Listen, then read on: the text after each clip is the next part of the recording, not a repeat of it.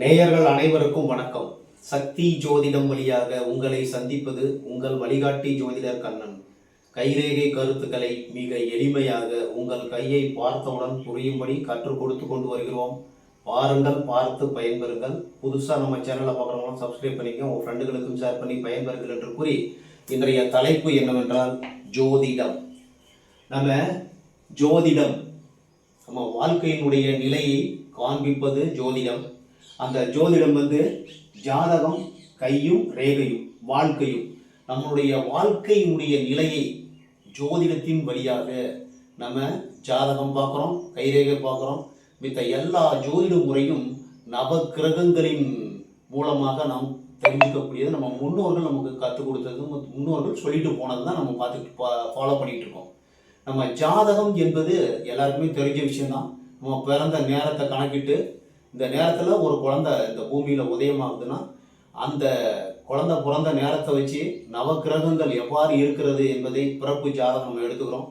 அதுக்கப்புறம் வயதுக்கு தகுந்த மாதிரி இந்த கிரகங்கள் 12 பாவகங்களை வகுத்து இந்தந்த பாவகங்கள் எந்தெந்த பாவகத்தில் எந்தெந்த கிரகங்கள் இருக்கின்றன என்பதை கணக்கிட்டு நம்ம அவங்களுடைய வாழ்க்கை முறையை நம்ம கணக்கிடுறோம்.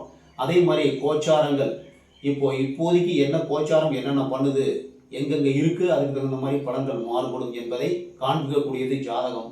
கையும் ரேகையும் நம்ம கூடவே பிறக்கக்கூடியது. நம்ம பிறந்ததுக்கப்புறம் 14 வயசு வரை அது வளரக்கூடிய ஒரு பக்குவத்தில் இருக்கும். அந்த வயசில் நம்ம கையில் உள்ள நம்ம கர்மாவின் அடிப்படையில், நம்ம ஜாதகமாக இருந்தாலும் கைரேகையாக இருந்தாலும் நமக்கு கர்மம், நம்ம முன்னாடி செய்த வினைகளின் படி தான் நம்மளுடைய கை ரேகையும் ஜாதகமும் அமையுது. பிறந்த நேரத்தை வச்சு ஜாதகத்தை கணிக்கிறோம், 12 பாவமாக வகுத்து. அதே மாதிரி நம்ம கையில் மேடுகளும் ரேகைகளும் நமக்கு பிறக்கும் போதே நம்ம கூட இருக்குது. சரிங்களா? இதை 14 வயசுக்கு மேலே நமக்கு வளர்ச்சி அடையும். அது லாஸ்ட் வரைக்கும் வளர்ந்து கொண்டே இருக்கும். நீங்கள் உங்களுடைய எண்ணப்படி, செயல்படி, உங்கள் கர்மம், நீங்கள் முன்னாடி செஞ்ச செயல், பாவ புண்ணியத்துக்கு தகுந்த மாதிரி கையில் ரேகை பிறக்கும் போது இருக்குது. 14 வயசு ஆகும்போது அது பூர்த்தி ஆகுது. அது வரைக்கும் படிப்பு பாலப்பருவமாக இருக்கிறதுக்கு வாய்ப்பு இருக்குது. அதுக்கப்புறம் உங்களுடைய நிகழ்வுகள் ஆரம்பிக்கும், உங்களுடைய செயல்கள் ஆரம்பிக்கும். அதுக்கு தகுந்த மாதிரி கையில் ரேகைகள் வளர ஆரம்பிக்கும், மேடுகளும் உயர ஆரம்பிக்கும். அப்படிங்கும்போது வாழ்க்கையில் உங்களுடைய நகர்வு என்னவாக இருக்கிறது அப்படிங்கிறது தனித்தனியாக ஒவ்வொருத்தருக்கும் தனித்தனியாக காண்பிக்கக்கூடியது கையும் ரேகையும். இப்போ ரேகை நீங்கள் என்ன செய்கிறீங்க அதுக்கு தகுந்த மாதிரி வளர ஆரம்பிக்கும். கதை கவிதைனா புத்தி ரேகை கீழ் பக்கமாக வளரும், பணம் சம்பாதிக்கணும்னா மேல் பக்கமாக வளரும். இதே மாதிரி வீடுகள் உயர்வாக இருந்தால், சுக்கரமேடு உயர்வாக இருந்ததுன்னா ஆசை அதிகமாக இருக்குன்னு அர்த்தம். குருமேடு உயர்வாக இருந்ததுன்னா தலைமை பண்பு. இந்த மாதிரி நம்ம ஜாதகத்தை பொறுத்தவரை 12 பாவகத்தை எடுத்துக்கிட்டு அந்த 12 பாவகத்தில் லக்ன பாவகம் உங்களுடைய குணாதிசயத்தை சிறப்பாக காண்பிக்கக்கூடியது. லக்னத்தில் இருக்கக்கூடிய கிரகம் 2ஆம் இடம் உங்களுடைய குடும்பத்தை காண்பிக்கக்கூடியது. மாதிரி ஜாதகமும் கைரேகையும் ஏறக்குறைய ஒன்றாகவே இருக்கும். ஜாதகம் என்பது உங்கள் கையிலே காணப்படக்கூடியது. உங்களுடைய கையையும் ஜாதகத்தையும் ஒப்பிட்டு பார்க்கும் பொழுது 100க்கு 90% சரியாகவே இருக்கும். 10% ஒரு சில மாறுபாடுகள் நீங்கள் உங்களுடைய எண்ணத்தின் அலைகளின்படி மாறுவதற்கு வாய்ப்புண்டு. கையும் ரேகையும் மாற்றக்கூடியது. நம்மளுடைய எண்ணம், செயல், மூளை, செயல்பாடு எல்லாத்துக்கும் தகுந்த மாதிரி மாறக்கூடிய ஒரு அமைப்பு உருவாகிறது. நம்ம நினைச்சுக்கிட்டே இருந்தோம்னா அது செயலாக்கக்கூடிய ரேகையாக ஓடுவதற்கு வாய்ப்பு உண்டு என்று கூறி நம்ம போர்டுக்கு வந்துடுவோம். இப்போ நம்ம கையில் உள்ள ரேகைகள், மேடுகள் எல்லாமே இப்போ ஜாதகத்தை நம்ம பிறந்த நேரத்தை வச்சு நம்ம கணிக்கிறோங்கிறது எல்லாருக்குமே தெரியும். நம்ம கையை பொறுத்தவரைக்கும் பிறக்கும் போது ஒரு ரேகை இருக்குது சார். இந்த ரேகை இருக்குது, மேடுகளும் இருக்குது.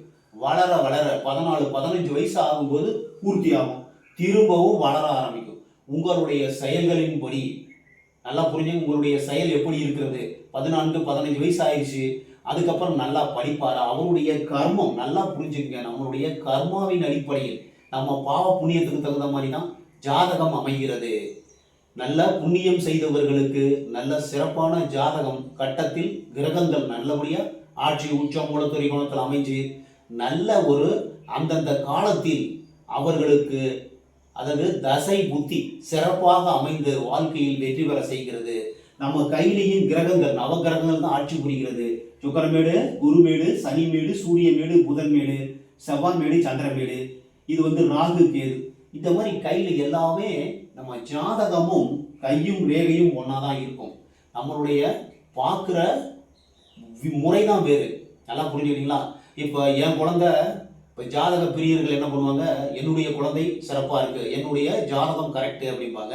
நம்ம கைரேகை பிரியர்கள் என்ன பண்ணுவார்கள், என்னுடைய கை தான் ரொம்ப சிறப்புன்னு சொல்லுவாங்க. ரெண்டுமே ஆக மொத்தம் முன்னோர்களால் வகுக்கப்பட்ட ஒரு கணித முறை தான்.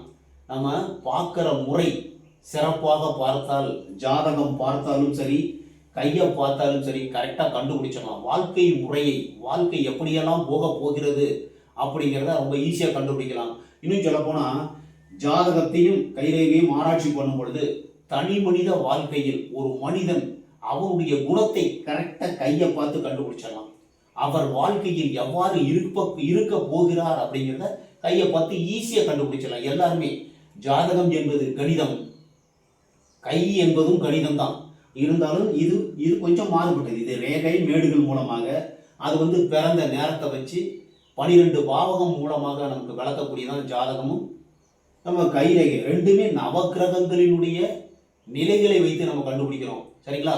நம்ம கையை ஜாதகம் இல்லாதவங்க கையை பார்க்கலாம், ஜாதகம் இருக்கவங்க கரெக்டான பிறந்த நேரம் இதெல்லாம் கரெக்டாக இருந்ததுன்னா ஜாதகமும் கரெக்டாக இருக்கும். சரிங்களா? ஜாதகத்தை சரியாக கணிக்கலைன்னா அது தவறு வருவதற்கு வாய்ப்பு உண்டு. ஆனால் கை என்பது எப்பயுமே கரெக்டாக இருக்கும். ஏன்னா அது நம்ம கூடவே பிறந்த கர்மாவின் அடிப்படையில் கிரகங்களும் மேடுகளும் கரெக்டாகவே இருக்கும். நம்ம ஜாதகத்தையும் கைரேகையும் பார்க்கும்போது அதில் தவறு நிகழ்ந்ததுன்னா தவறு நிகழ்வதற்கு வாய்ப்பு உண்டு. கையில் தவறு நிகழ்வதற்கு வாய்ப்பு ரொம்ப கம்மி. இன்னும் சொல்ல போனால் நம்ம ஆதார் கார்டில் நம்மளுடைய பத்திரத்தில் நம்ம கைரேகையை வைக்கிறோம். அது மாறாத ஒன்று. ஒவ்வொரு நபருக்கும் தனித்தனி கைரேகை இருக்கிறது, தனித்தனியாக இருக்கிறது. ஜாதகம் என்பது ஒரு நேரத்தில் 10 குழந்தைகள் பிறந்தால் 10 குழந்தைக்கும் ஒரே மாதிரி ஜாதகம் தான் எழுத முடியும். நம்ம ஜாதகமும் கைரேகையும் ஏறக்குறைய ஒன்றாகத்தான் இருக்கும். ஒரு சில பேர் கையை பார்த்தோம்னா ஒரே மாதிரி இருக்கும், ஆனாலும் ஒரு சின்ன சின்ன வேறுபாடுகள் இருப்பதற்கு வாய்ப்பு உண்டு.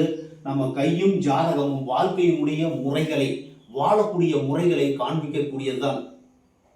திறமையாக கணிச்சோம்னா ஜாதகமும் கரெக்டாக இருக்கும். நல்லா கரெக்டாக பார்த்து நல்லா தெரிந்த நபர்கள், அனுபவம் உள்ள நபர்கள் கையையும் பார்த்து சரியாக கணிக்கலாம். ஆக மொத்தம் ஜாதகமும் கைரேகையும் வாழ்க்கையை சிறப்பாக எப்படி வாழ முடியும், நல்லது எப்போ நடக்கும், கெட்டது எப்போ நடக்கும். சரிங்களா? இப்போ கோச்சாரப்படி எந்தெந்த கிரகம் எங்கே போகுது, தசை புத்தி என்ன தசை புத்தி நடக்குது அப்படிங்கிறத வச்சு கணிக்கக்கூடியது ஜாதகம். 6, 8, 12 நடந்தால் கஷ்டம் வரப்போகுது, துன்பம் வரப்போகுது, துயரம் வரப்போகுது அப்படிங்கிறத நம்ம ஜாதகத்து மூலியமாக கண்டுபிடிச்சிடலாம். கைரேகையில் ஒரு நபருடைய வயசை வச்சு இந்த வயசில் ஒவ்வொரு ரேகையில் என்னென்ன பிரச்சனை வருது, என்னென்ன மேடு உயர்வாக இருக்குங்கிறத கண்டுபிடிச்சி இந்த நேரத்தில் உங்களுக்கு இந்த தொல்லை வரப்போகுது, இந்த கஷ்டம் வரப்போகுது அப்படிங்கிறத நம்ம கண்டுபிடிக்கிறோம். நல்லது வரும் பொழுது அதற்காக தயாராகி கொள்கிறோம். துன்பம் வரும் பொழுது அந்த தாங்கிக் கொள்ளக்கூடிய ஒரு பக்குவத்தை ஏற்படுத்தி கொள்கிறோம். நம்ம கையை பொறுத்தலும் ஜாதகத்தை பொறுத்தலும் ரெண்டுமே ஏறக்குறைய ஒன்று தான்.